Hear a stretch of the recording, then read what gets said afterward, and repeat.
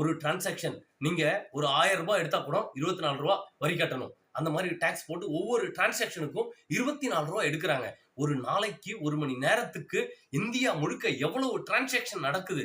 ஒரு 500 ரூபாய் நீங்க ஒரு எமர்ஜென்சிக்கு எடுக்கணும்னா கூட 24 ரூபாய் பே பண்ணணும். ஒரு 200 ரூபாய் எடுத்தா கூட 24 ரூபாய் பே பண்ணணும். இது எவ்வளவு கொடுமையான விஷயம். இதெல்லாம் யாரு தட்டி கேட்கிறது? அதாவது banking sector reformation, banking sector சீர்திருத்த சட்டம்னு ஒரு சட்டத்தை கொண்டு வந்து அந்த சட்டத்தின் வாயிலா கொள்ளையடிக்கிற கொள்ளையர் கூட்டம் தான் இந்த பாசிச பாஜக.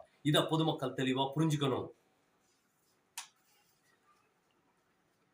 இது மட்டும் இல்லாத 145 கோடி இந்தியர்களை படு பேரழிவுல தள்ளக்கூடியது எந்த கட்சி அப்படின்னு தெளிவா புரிஞ்சுக்கணும். நம்மள பாதாள சிறையிலையும் பாதாளத்துக்குள்ளையும் கொண்டு போய் தள்ளக்கூடியது எந்த கட்சி? அதாவது மக்கள் நலனை பாதுகாக்கக்கூடிய ஒரு அரசு மக்களுக்கு எதிராக இன்று செயல்பட்டு கொண்டு இருக்கிறது. இதை நம்ம உட்கார்ந்து அமைதியா பார்த்துக்கிட்டு இருக்கிறோம். இது ரொம்ப கொடுமையான